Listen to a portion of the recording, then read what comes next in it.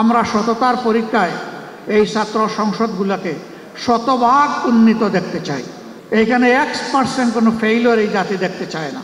আমি বলি যে কয়েকটা দিন অপেক্ষা করেন, যেমন হবে ঢাকা বিশ্ববিদ্যালয়, যেমন হবে চট্টগ্রাম বিশ্ববিদ্যালয়, যেমন হবে রাজশাহী বিশ্ববিদ্যালয়, যেমন হবে জাহাঙ্গীরনগর বিশ্ববিদ্যালয়, তেমনই হবে আগামীর বাংলাদেশ ইনশাআল্লাহ। এই বিশ্ববিদ্যালয়গুলোতে যারা লেখাপড়া করেন মেধার দিক থেকে তারাই এগিয়ে, সেই মেধাবীদের কাছে জাতির পাওনা আছে, সেই পাওনাটুকু তারা দেবেন এটা আমরা আশা করি। কি হবে এই ক্যাম্পাসগুলো? আমাকে কেউ জিজ্ঞেস করলে আমি বলি এই ক্যাম্পাসগুলো নতুন নেতৃত্বের হাতে এমনভাবে গড়ে উঠবে, পরিচালিত হবে। সমাজের যে স্লোগান আমরা পরিবর্তন চাই, সমাজের যে স্লোগান আমরা নতুন বাংলাদেশ চাই, এখানে পরিবর্তনও পাওয়া যাবে, নতুন বাংলাদেশের মানচিত্রও দেখা যাবে। কাজে এই ছাত্র প্রতিনিধি বন্ধু এবং বোনেরা এটা মনে করার কোনো কারণ নেই যে শুধু ক্যাম্পাসের মধ্যেই দায়িত্ব সীমাবদ্ধ, বরঞ্চ গোটা জাতির স্বপ্ন সারথি। এই স্বপ্নকে ধারণও করতে হবে, আবার স্বপ্নকে বাস্তবে রূপ দিতে হবে। আমাকে লোকেরা আরও জিজ্ঞেস করে আগামীর বাংলাদেশটা কেমন হবে।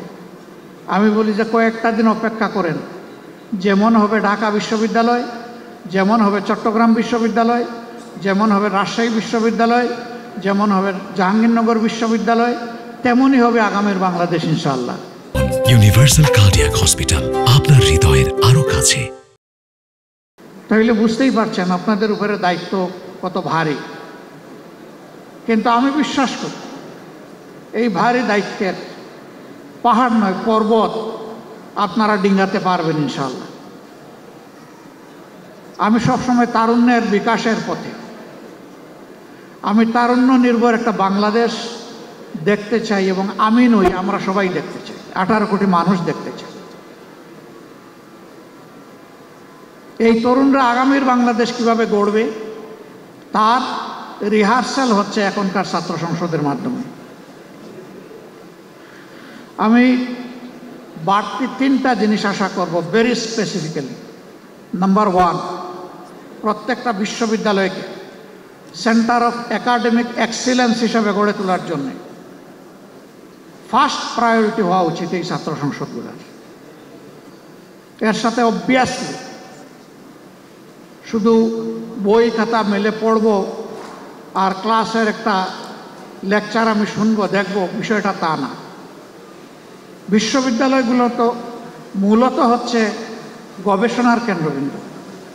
আফসোস এখন গবেষণা উবে গেছে, যার কারণে হাজার বিশ্ববিদ্যালয়ের তালিকায় আমরা নেই।